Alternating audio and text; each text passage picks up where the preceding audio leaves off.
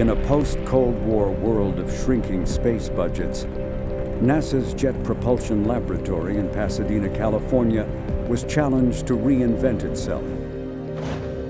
The lab's new assignment from NASA: land safely on Mars in a revolutionary new way. Mars is the hardest planet to land on, and I want you to do it cheaply.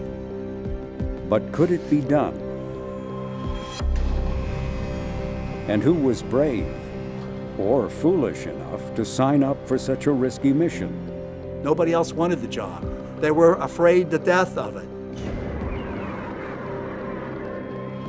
The rest of the lab was going, what are these guys doing? Because all they could see is the most embarrassing failures possible.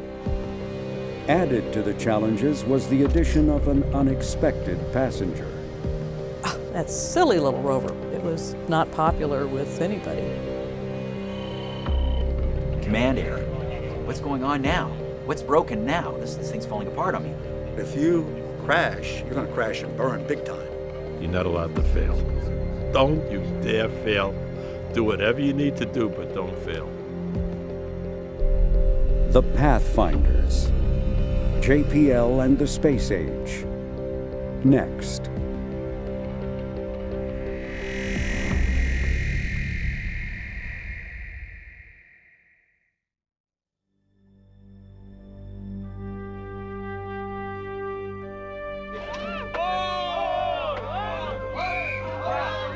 In 1989, the Berlin Wall fell, marking the beginning of the end of the Soviet Union, the end of the Cold War, 2, 1. and the beginning of a decade of shrinking budgets for America's space program. And that meant major changes, declared the new head of NASA, Dan Goldin. It is scary. I can't promise that everything's going to be okay.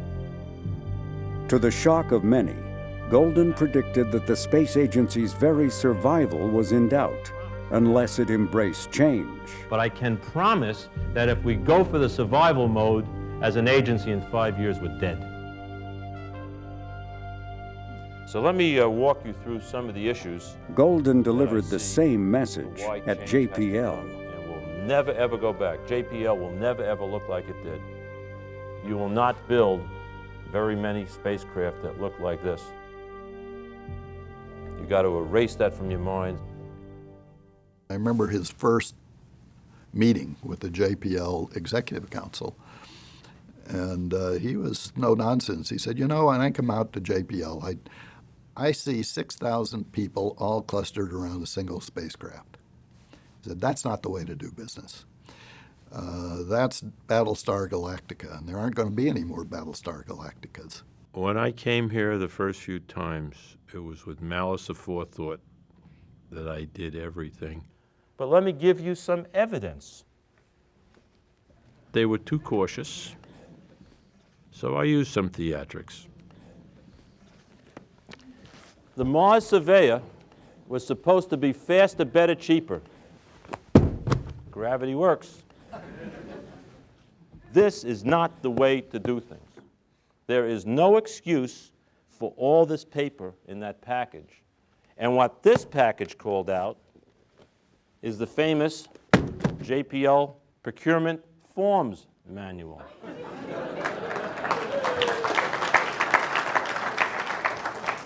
Now, do you want to spend your remaining days in the space program dealing with garbage like this? Who has the courage to say that this is unnecessary? This is not what we're about. We're about leaving Earth. We're not about paper. Just because there was a strategy behind Goldin's theatrics. He wanted JPL to show how all of NASA could approach its work differently in the post-Cold War world. A concept Goldin called faster, better, cheaper. Part of his charge was, in fact, to oversee the transition of the agency to a new direction, new scale missions, and science in particular. The Jet Propulsion Lab is going to be the catalyst to change the whole NASA space program. So I was trying to understand exactly what kinds of things he was trying to promote and how we could then make them real. Our job was to make them real. Everyone's tired of the shuttle going up and down. It's boring. My words was I wanted to darken the skies with a lot of satellites and spacecraft, and I wanted the American people to share in the excitement. And the first thing they did was the Mars Pathfinder. Brilliant. Brilliant. That's what we agreed to. We had a Golden contract was not on that alone in budget. his desire for change. And to revolutionize spacecraft development in a way to drastically reduce cost while maintaining the capability. Wes Huntress was a former JPL scientist. He was now at NASA headquarters in charge of solar system missions and showing no hint of favoritism for the lab where he had worked for 2 decades. JPL was incredibly upset at me. They were so mad because I gave a mission to someone other than JPL. JPL felt at the time, we're the planetary program, we're going to do all the flight missions, we should do all the flight missions because nobody else can do them like us. How could you possibly give a mission to somebody else? And the answer was real simple, and that's because your proposed cost was way too high. In the area of planetary exploration, With JPL's attention now fully engaged, Huntress offered up a challenge. JPL will give you a hard one, because you're good at hard ones. And that's landing something on Mars. And I want you to do it cheaply. Mars Pathfinder, as it came to be called, was to be a technology demonstration. The goal, proving that it was possible to land on Mars using airbags. And there was really no basis for knowing whether we could do it or not. We had no experience in that area. But we knew that if we didn't sign up for it, somebody who had less to lose than we did would sign up for it. And we might just deal ourselves out of the game. So we said, of course we can. The new coin of the realm are technology milestones. To establish those Huntress had technology another milestones, requirement. define this new He wanted to capability name the required project to complete these manager. exciting new missions.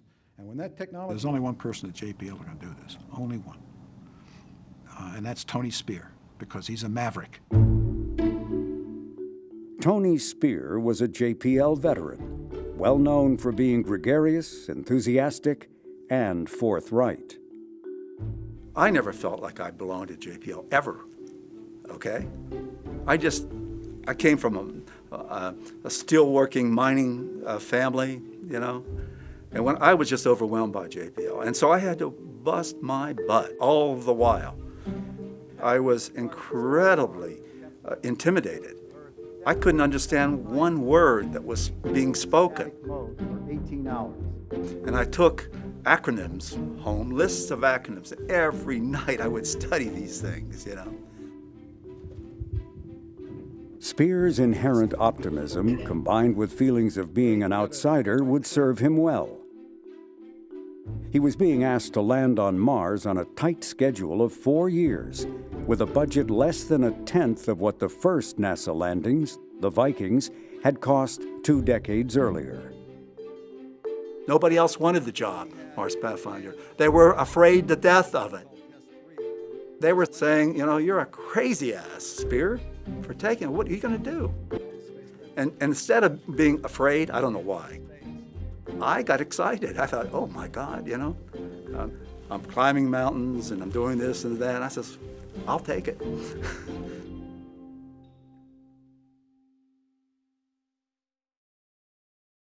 I will be a very close monitor of the time. Tony, you have 10 minutes. We got a 10-minute late start, so I expect you to make it all up. John says he didn't care what I said, just get done in 10 minutes. Actually, I'm young. I was good looking before I started this.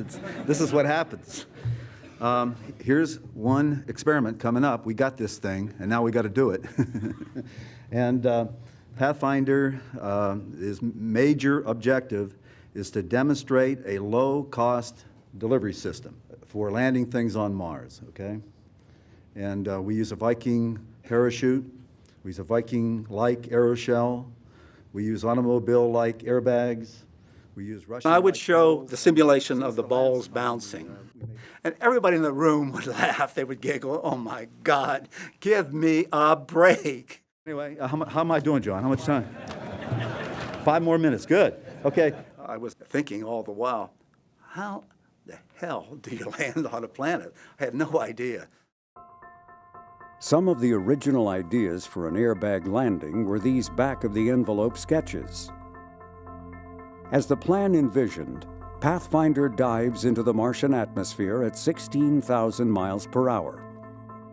Protected by its heat shield, the spacecraft burns through the Martian atmosphere, reducing its speed to 900 miles per hour.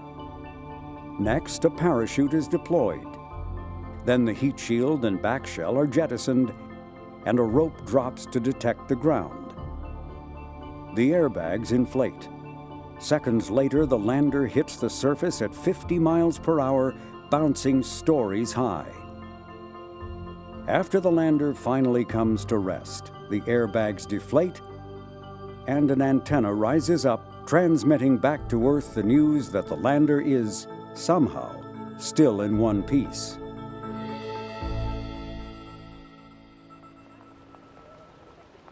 One of Spear's first challenges was finding people willing to sign on for what seemed to many a career-ending mission. It wasn't easy to form that team. But once we got it, man, did they rock and roll. He created a skunk works, and he brought together young engineers who were not steeped in the flagship way of doing things yet. And the combination of these young, innovative engineers and the old sage, or the wise old sage, turned out to work beautifully. JPL hated it. Nobody really wants to work on this. We don't think it's gonna work. You know, we need somebody to fill this job. Will you go do it? But to me, I'm in my mid-20s. I want kind of that adventurous, let's try new things, let's conquer the world spirit. And so I didn't think twice, you know, it sounded great. Plus I didn't have a job. I was young enough and ignorant enough, I didn't know and I didn't really care. The camaraderie and the esprit de corps was tremendous. I liked working with Tony. He was very direct, but if he thought you knew what you were doing, he let you do your job. It was the most fun project I've ever worked on. But I also remember this little, Jiminy Cricket in the back of your head saying, you're a scientist, why are you working on a mission that is not a science mission, right? It's a technology demonstration. What good is that? You've sold out. I was new to the lab and I was naive. This was just one other new thing to do. Like that. This is the carrier. The rest of the lab was going, oh my God, what are these guys doing? Literally, there are people who wouldn't speak to me. My colleagues who were just like, you know, I can't talk to you about this. It's just making me sick to my stomach. Because all they could see is the most embarrassing failures possible. Nothing good could come out of Pathfinder. Nervous. So that was just, you know, an incredible gamble for all of those young kids. You know, my career was already established and over pretty much, but all those young kids I worried about, you know. The team wasn't entirely on its own. They had the full support of JPL's upper management. Veterans of the Viking mission provided tough but often useful guidance. And technical components from JPL's current Battlestar Galactica, Cassini, were incorporated into the mission, helping to keep Pathfinder from busting its budget. Minimizing bureaucracy helped to keep down the costs, too. We dumped paperwork that we just didn't think was necessary. We made sure we had the right paper. It was dramatically underfunded, and it was understaffed. And what that created was tremendous opportunity. So if you got the right kind of person, and they saw a job that needed doing, and they had the ability to go, they just went and did it. faster, better, cheaper missions are like race cars. You got to have one hell of a pit crew behind you, and you need a really good driver. But if you crash, you're going to crash and burn big time.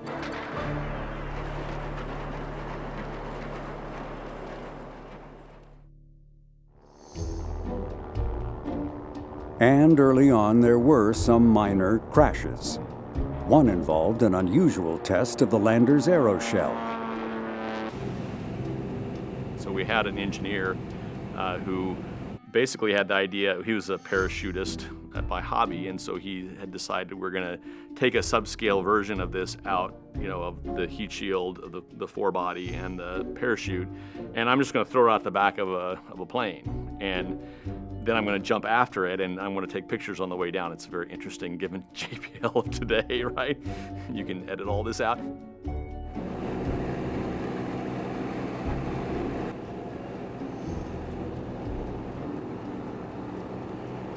The aeroshell, weighing over 200 pounds, almost immediately began tumbling out of control.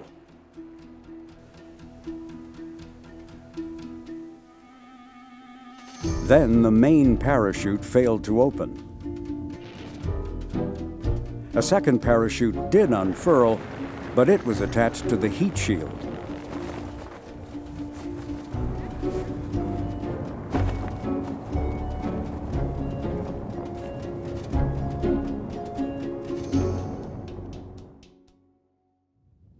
Meanwhile, the aeroshell smashed into the ground at an estimated speed of over 200 miles per hour. What happened? I think what happened is the static line attachment broke, because he had the brake cord has to pull the canopy out. This is difficult and even embarrassing for us. Later, there was a second air mishap. A legendary one for which, unfortunately, there is no footage. It is remembered as the Pathfinder UFO. The story begins when a commercial contractor, while conducting a parachute test, accidentally dropped lead weights over a cucumber farm. One of the local newspapers had talked about a UFO incident about where a cucumber farmer found a lead weight from potentially a UFO embedded in his truck. So that started the whole story. And it was funny the way your reactions went. So my reaction was, shh, let's not talk about it. It's a UFO incident, it's a UFO incident. And finally our management said, there is no way you can't talk about this. We have to come clean. We made the farmer very happy. We bought him a new truck, and we promised him that for his daughter's birthday, we would fly over with a happy birthday sign. Now Caltech is really worried. What are you doing, Spear? Reining in the younger members of the team was one of the responsibilities of Brian Muirhead, a likable but hard-nosed technical leader. Would somebody pay attention to the management? Brian was total nuts and bolts, get it done kind of a guy. And so that absolutely is what Tony had to have, was somebody like that who could be his person to go off and clean up all the messes. If this is the surface of the atmosphere, we're coming in and we have to... I had never been a flight system manager. I had delivered, sizable things at the lab, but nothing like the flight system of a spacecraft. And it's the people that came around me on the flight system team we kind of accreted a team of radical kind of thinkers. Muirhead was open to new ideas, but they had to be subjected to tried and true methods of proof. Which is build it, test it, break it, fix it, do it again. But not everything could be fully tested. I was very scared of the parachute, I gotta tell you. Mostly was that the parachute was the one thing we couldn't test in any realistic way. Assuming the parachute worked, the next challenge was knowing when to inflate the airbags, just seconds before hitting the ground. The original idea of hanging a rope with a sensor at the bottom proved unworkable. So radar was added, but that solution raised new problems. The devil's in the details. That's where I got into the picture, was in the devil's in the details. Like, for example, in some of the drop tests, we do drop tests on parachutes, and the radar was dropping and taking measurements, and it was swinging, like you would imagine that it would be swinging, and then we realized that the radar, when it loses lock, it has all these horrible altitude measurements that the radar tells you these are good measurements, but they are really bad.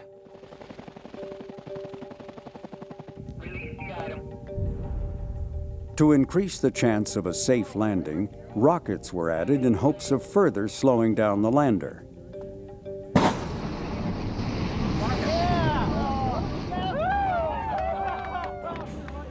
So there was a set of steps we went through where smart people thought about how to make it more reliable, but it just kind of added more to the, here's something that goes into this basket and then that basket dumps into this tray. I mean, so it really gives you that Rube Goldberg sort of a feeling. Then there were the airbags. There we go. It's rolling off. It's going the wrong way. I remember working with Sandia. They had the most powerful computer in the world at that time. And we brought it to its knees trying to simulate this airbag. In the early 1990s, computer processing capability was just getting good enough that we could imagine really bringing all of these simulation programs together. But there were certain parts of it we came to realize you really couldn't treat very well with a computer simulation. The airbags being by far and away the foremost example. I would guess that we didn't understand 90% of the fundamental physics that goes into the airbag. However, I would also argue that we didn't understand 50% at the end of Pathfinder.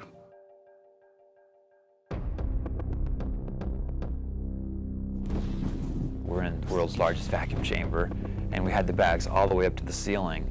It still wasn't enough distance to drop and get to the 23 meters per second impact velocity that we wanted. That's about 55, almost 60 miles an hour. So we had to design an acceleration system. Release. And when we released it, it just flew down like a bat out of hell and slammed into the platform and onto these huge rocks. And, our worst fears were realized, and we got a pretty big tear in the bag.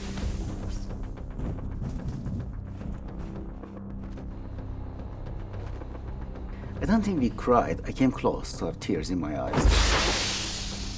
There was one test in particular. We said, okay, there's a way to solve this. Just kill it. Let's put a 800 denier canvas on this thing. Nobody could tear into that. Put it on there. Release. Dropped it. Gaseous. Tore the airbags lobe to lobe. And that was the moment that both of us thought, we may not make this. We may not launch this. They did develop a tick, even sort of like this. I used to think I could control it, but every time I wasn't paying attention, it would be going like this.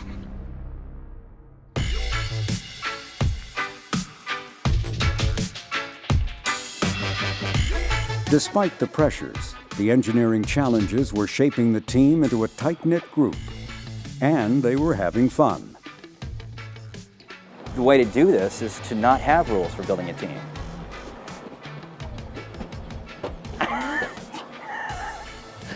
This is what teamwork's all about.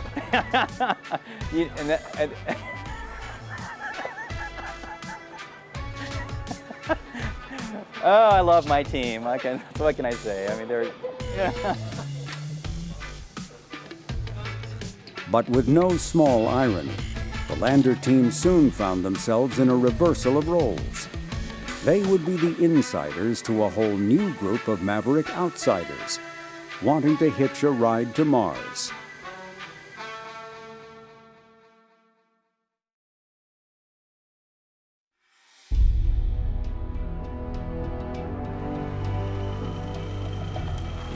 Long before Pathfinder, scientists had dreamt of machines roaming the surface of Mars. They would be robotic geologists, examining and collecting rocks to unlock the secrets of the planet's ancient past. But the early prototypes were massive and impractical. Rovers needed big computers because they had to do all these calculations to keep themselves safe. So one-way light time delay, you can't joystick a vehicle on the surface.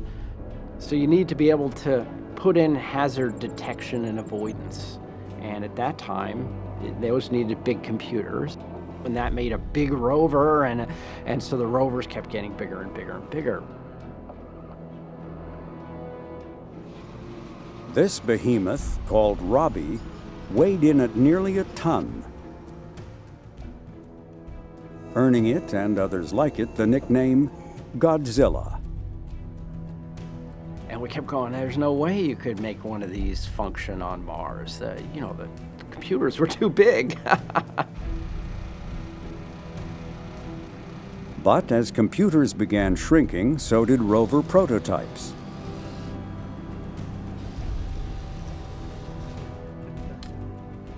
And now there was a political motivation for becoming serious about a rover on Mars. Russia had its own ambitions for a rover. Talk about some specific projects. But as part of the Cold War thaw, Russian space officials were treated to a tour of JPL and a status briefing.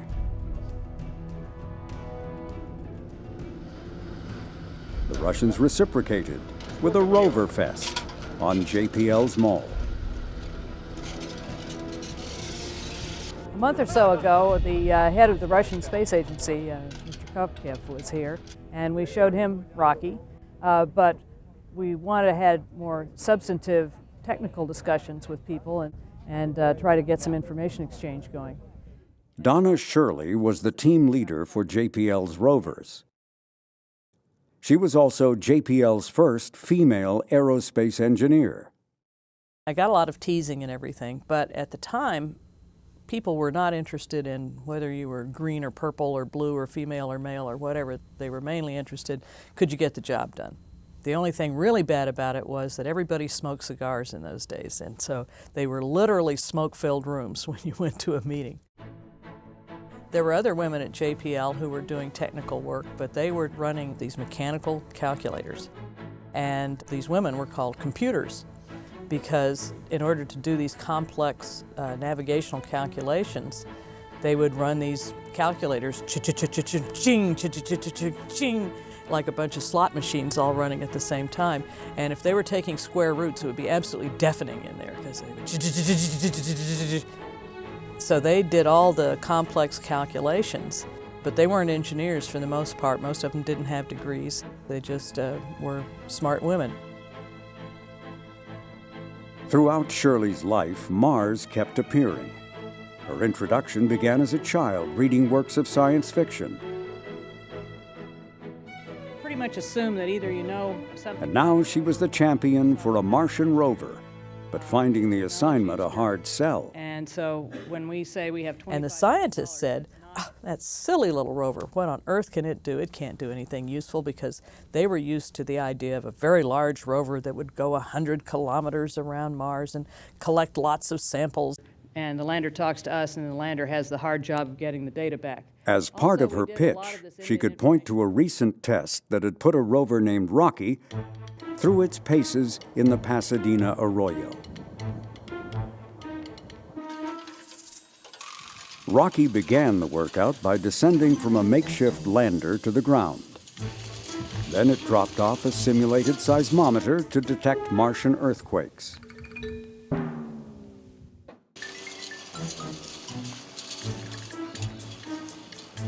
Next, the rover made its way to a rock, where a small hammering device was to chip away at the stone's exterior. But here, Rocky experienced a major malfunction. All of these vibrations caused the rover's computer to lock up, leaving the rover pecking away in an endless loop. This glitch required a manual computer reset. Okay, we're ready to go. Launch. Okay, here we go. After the reboot, having regained its senses, Rocky picked up a soil sample and ambled its way back and up onto the lander.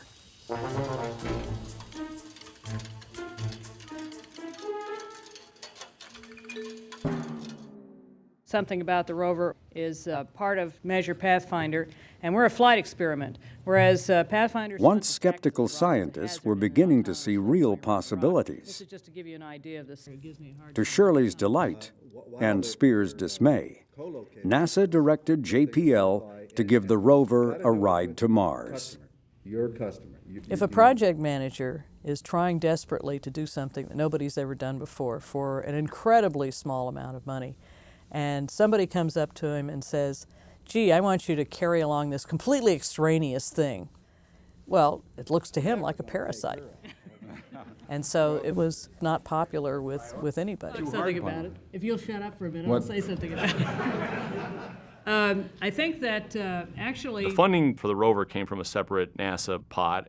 So Donna was appointed to be the project manager of the rover. The effort that these people That were immediately created this slightly two-headed monster where Tony thought he was in charge and Donna had a similar feeling about it, and she was not going to let him tell her what to do, and he was going to treat her like a second-class citizen at some level. And that sort of animosity between the rover team and the quote lander team, it lasted for quite a while. Stories of their yelling bouts were legendary. And the tension between these two headstrong managers only worsened when Shirley was promoted to also manage a newly established Office of Mars Exploration. Which meant Tony Spear, now worked for her. All hell broke loose. Besides a personality clash, there were difficult technical issues involved in accommodating Sojourner, as the rover was named. And it would still be Spear, as the Pathfinder project manager, who would recommend whether or not the rover would actually get a ride to Mars. That was a solar-powered mission. The inside of the panels had the solar rays. We were going to take up space, volume, and real estate that had to be tucked in there. And of course, the ramps. The ramps were a big, huge development activity to make these very lightweight, flexible ramps that would roll out off the edge of the tetrahedron panels. When we got to the point where we were doing environmental testing, we were in the chamber, and the rover couldn't handle the cold temperature. So they built this little literally a doghouse for the rover over on the side, so the rover could crawl into it while we were doing cold temperature testing on the lander, and it could basically be protected. The first time that the rover drove out, those pieces of tape confused the onboard algorithms, and so it literally was afraid to drive, out onto the floor. And so the lander guys, all thought it was hysterical that here's this rover that, is going to drive around Mars and it can't even figure out a way to drive in the flat chamber floor of Building 150. Another source of contention early on was whether the rover should operate autonomously, as the rover team wanted, or should it be tethered to the mothership for power and communication. This one manager at NASA, I would go back and brief. He was listening to me, and I'm up walking around with my microphone, and I'm getting caught up in the cord. He says, "Look at Tony Spear and his rover getting caught up in the tether." He disavows, by the way, that he ever did that. So I was getting nowhere with them. And one night, it was 3 o'clock in the morning, where a lot of decisions happened. I realized, man, do you have a good team. I came in the next morning, I'm thinking, damn, I have the solution. And I say, I will let you do the rover without the tether. They were stunned. What I realized at 3 o'clock in the morning, if I chose their approach, they were going to bust their butt to prove to me that I made the right decision. And it just happened like a flash. Hey, that's the answer. Get over it, Tony. Just do it.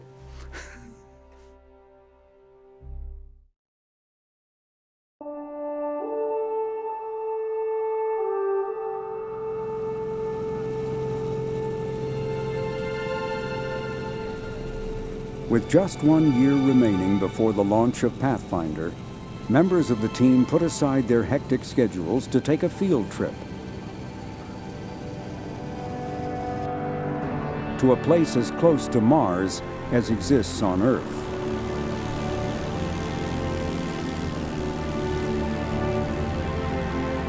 I thought it was a bit of a potential for boondoggle.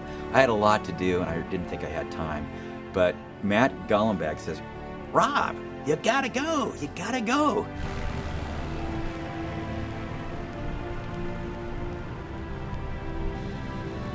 As project scientist, you have to figure out where to land. And no one had done that since the Viking missions years before. How do you go about making a decision that's so important? Because you're not just throwing a dart, that you want to pick a place that has the greatest chance for success. If it's not safe, it doesn't matter what science you think you're going to get. Golombek's recommendation was to land on an ancient floodplain.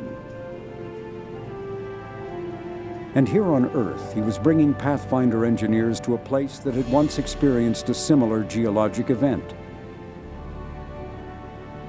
This is the Scablands in eastern Washington state, a mostly barren region that experienced an almost unimaginably massive flood at the end of the last ice age.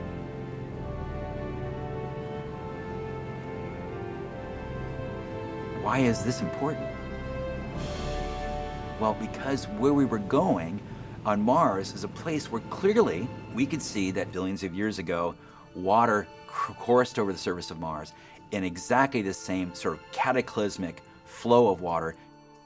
The place we were landing at was going to be at least 10 times more dramatic, where even hundreds of feet high water, miles across, raced down the mountain and just completely altered the surface over the matter of hours and days. Billions of years ago.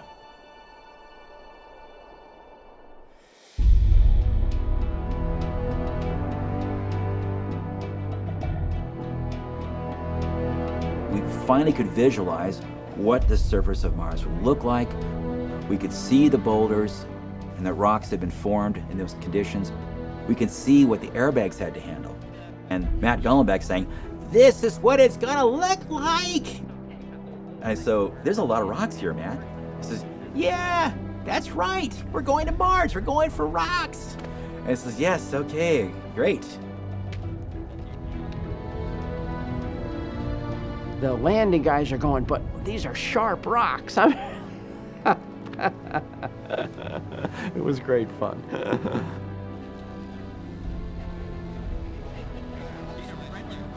And by the way, when you're this high above the ground as a rover, rocks this big are really scary.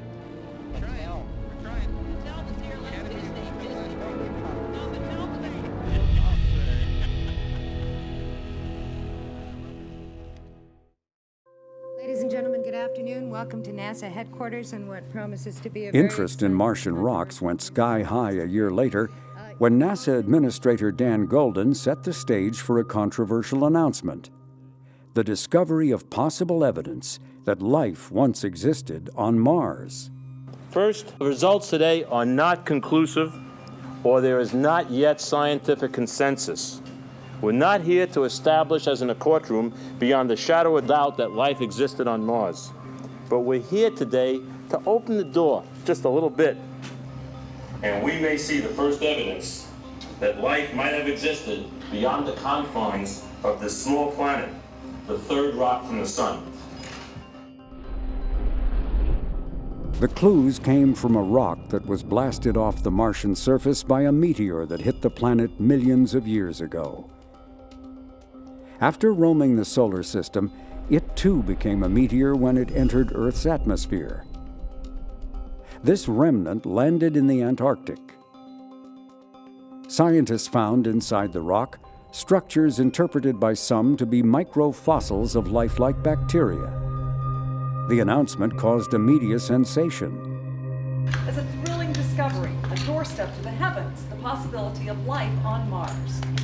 It also gave NASA a new argument for sending more missions to Mars.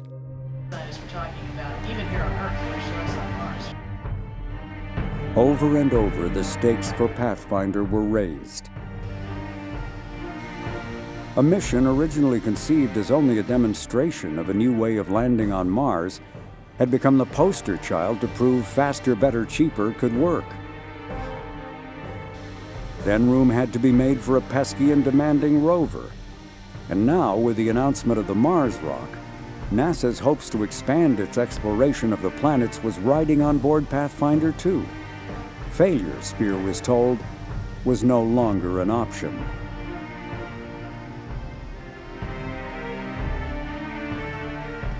And I told everybody, you know, failure is okay, except on Pathfinder. I said to Tony Spear, you're not allowed to fail. Don't you dare fail. Do whatever you need to do, but don't fail.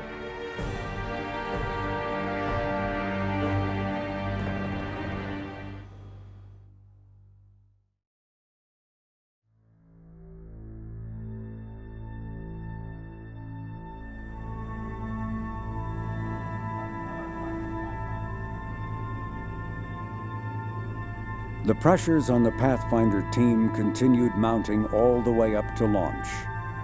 By then, Spear had said yes to yet one more new requirement. Do you want to land on the 4th of July?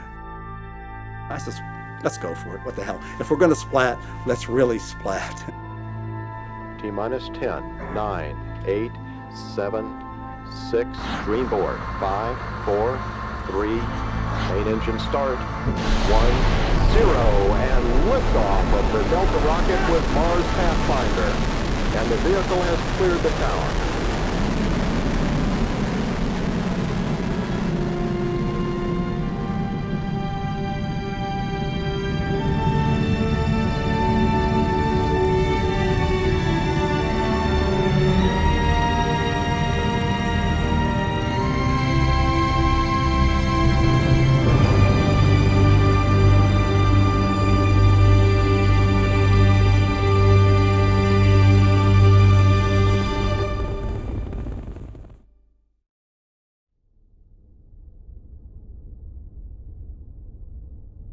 The launch was picture perfect.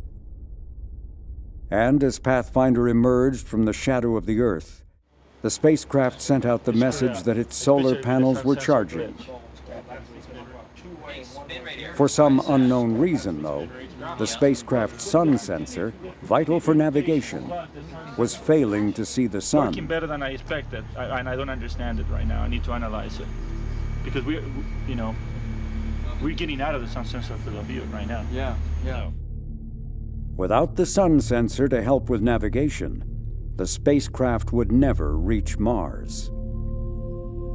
And I hear power colleagues saying, you know, I see the sun in the solar arrays, and they are interrogating me, ACS, do you see any sun yet? I said, no, negative. No, we're getting out of the sun sensor field of view right now. You're pointing, what, 30 nominally? And then I hear, you know, talking around, well, we see the sun, you know, and then I realize at that point, you know, I get, you know, this cold sweat. I'd like to report that the tilt is about 3.4 degrees. The problem was surmised to be debris sticking to the sun sensor. That would have occurred when the spacecraft separated from the final stage of the launch vehicle. Yeah. Can you report the temperatures listed in the procedure? So there was this anomaly with the launch vehicle. The scoop goes on the sun sensors, and we're looking and watching the data in the MSA. Do you have the telemetry you need to? It never went to sun. It just said no sun, no sun, no sun, no sun, no sun. You know, being rocket scientists, we're like, we think the sun is there. We think that the sun sensors just aren't seeing it. The estimated spin rate is all screwed up, especially with the sun sensor glitch. Fortunately, one of the few backup instruments on Pathfinder was a second sun sensor. But to switch to it required sending up a software patch. I'm on console as a flight director, and I send the first bundle of software to the spacecraft, and it worked fine, great. Then I do another one. Didn't work. What? Do it again. Didn't work. It gets rejected. Command error. That's strange. What's going on now? What's broken now? This thing's falling apart on me. Okay, now. The files were finally loaded on board by the peculiar solution of lowering the data transmission rate. Had the fix not worked, Pathfinder would have been lost in the first few weeks of a 7-month journey to Mars.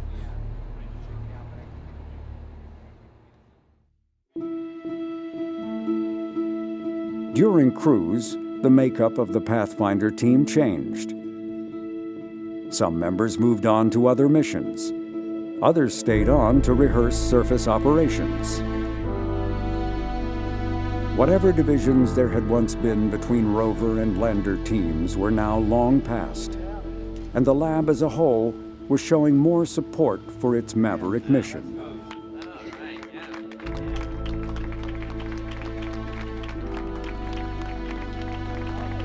An interesting thing happened. Everybody who felt that this was a mistake and that it wasn't going to work and yada, yada, yada, when you get to the launch pad, there's no reason for anybody to not want it to succeed. All of a sudden, everybody's your friend.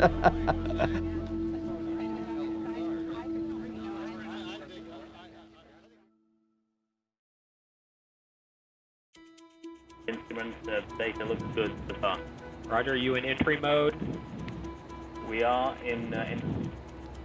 And the wind science is set to low? Yes. Friday morning, the 4th of July, 1997. Charge limiter. Crew solar array panels. 1 hour remained before the beginning of EDL, entry, descent, and landing. Hey, Mr. Flight Director and Mr. Flight Software. Yeah, we would Go ahead. Got a question for you over here. There's some concern as to maybe the possibility that the patch of the patch might not have worked properly. Is it valid? The message that came down from the spacecraft in telemetry said, you're on the old version of software. Is it valid for us to try and do a dump of the scum table and surface normal? I mean, if we got to do it, we have to do it fast before we actually do crew state separation. That's like the only way we can verify the patch actually made it. Comments? And of course, this was the software that nobody wanted to use, and we had not fully tested before launch, and so everybody panicked. That's not going to happen. Not even that important. Let's not do it. Get it ready, guys. I don't want to say that, but I do want to know that we are at least in the patch version of flight software. I mean, it's something with the hardware interaction. And what else is there? And this is in the last hour, right? It's like, let's reset the spacecraft and make sure we're running the right version of software. And I'm like, no, we're not going to do that unless we have no other choice. The only command I could even conceive of sending is to set channel params to force those channels down. And if we do that, we don't have any action to take after that anyway. We don't have any time. So it's... We were worried about it to the last minute. We're looking at the telemetry data coming back. And my mission director, he's looking at the data and he's becoming worried. And CNN's cameras are blaring. We're all trying to smile. I says, look, how could you do this at this time? And that explains the last one. Yeah, what are the ones of the last one? What about these? These are the boot. The team knew the original software was full of errors. If it was still running, the mission was likely doomed. Hoping to determine what version of the code was on board, the engineers began scanning their files, looking for filler bits of information that had been added to the latest version of the software. Those bits included, as a memorial, the name of a JPLer who had recently died. They found his name, confirming the right software was loaded on the spacecraft. Another crisis was averted. But other issues kept coming. That just took 3/4 of my downlink power. Yes. I understand. You know, where's Rob? That is not good. That's not good. This is the Mars Pathfinder flight director. We are currently approximately 15 minutes away from crew stage separation. All telemetry continues to look nominal. CDLCOM reports spacecraft ranging channel off event.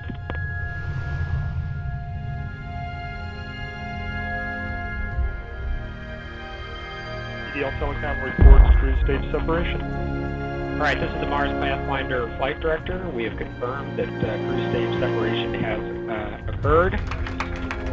All right, we will now pass EDL operations to our chief engineer and entry descent landing lead, Rob Manning, who will report the real-time EDL status. Really, there's these few minutes where everybody wants to know what's happening, and you just don't.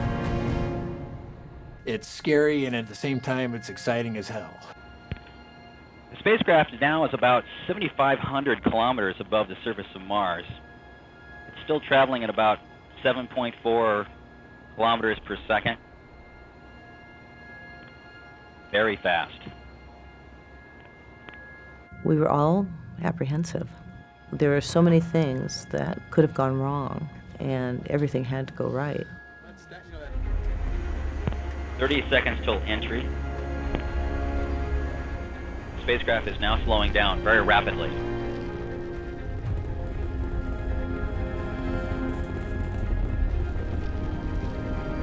We expect that the parachute will deploy in about 15 seconds.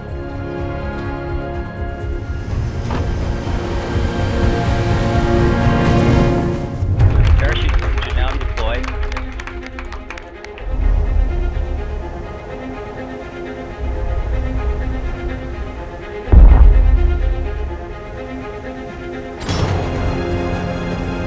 Separation should have occurred right about now.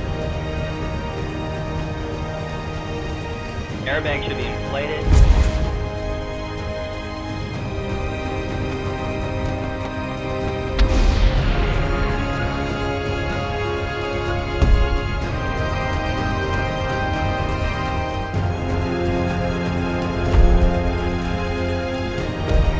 EDL a weak signal is coming in and out of the spectrum.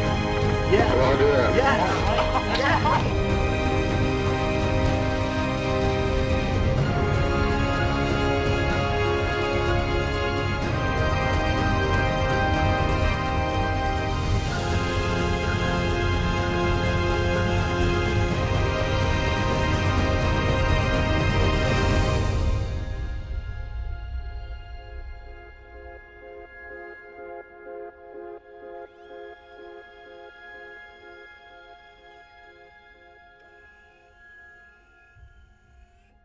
I believe I have a firm signal.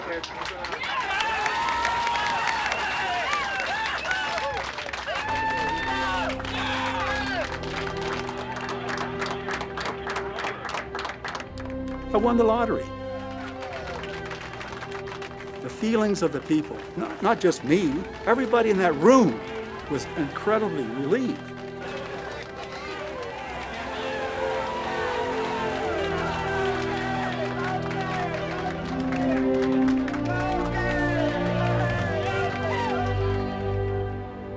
Wes Huntress rushes into that room, and he's crying beyond belief.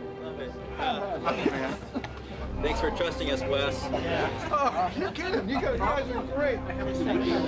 Tony and I hugged each other, both of us just tears rolling down our face. It was... I knew you could do this, don't you? I says, well, I didn't know.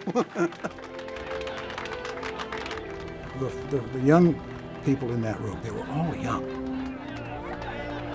They all thanked me, and I just broke down. Just broke down, couldn't deal with it.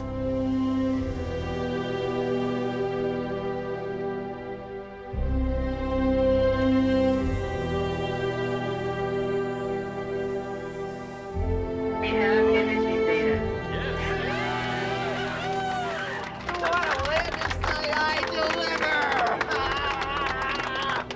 When we landed and those first set of images came back, it was really exciting. We kind of stole the image out of the telemetry stream. I pulled up this little image on my monitor, this little black and white image, and before I knew it, the whole mission control was standing around looking at the little square black and white imagery.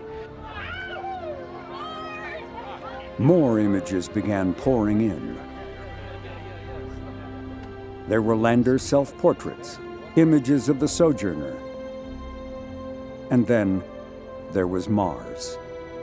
What do you think, Mr. Geologist? Got any rocks there you'd like to go investigate? Look at those rocks. They really tackled some problems that nobody had ever done before. Many people said they couldn't do.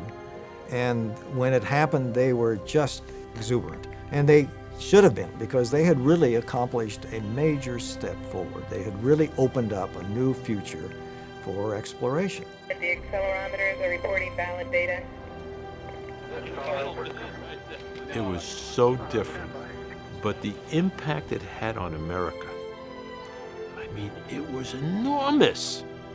People really were excited about the space program. So this was a major event in world history.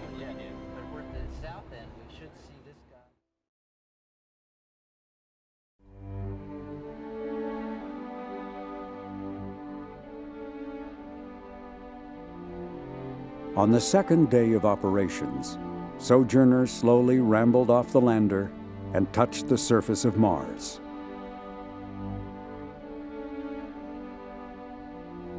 This small robot would capture the hearts and minds of people around the world, and the mission would become a record-breaking phenomenon on the brand new World Wide Web. Even the rocks in view became celebrities when they were given names like Barnacle Bill, Yogi, and Scooby-Doo, demonstrating that science could be fun. Scientists were elated with their findings too, especially for a mission originally conceived only as a technology demonstration. It was always known that the lander's battery would eventually fail. And on the 83rd sol, as a day on Mars is called, the lander went silent.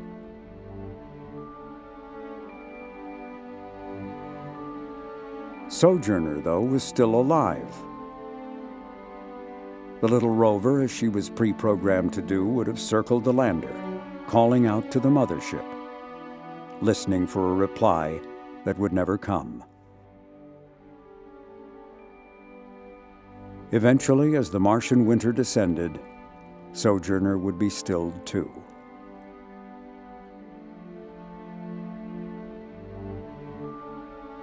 By that time, Pathfinder had become a cultural icon, and it had succeeded in becoming the standard bearer for the space agency's push for faster, better, cheaper missions.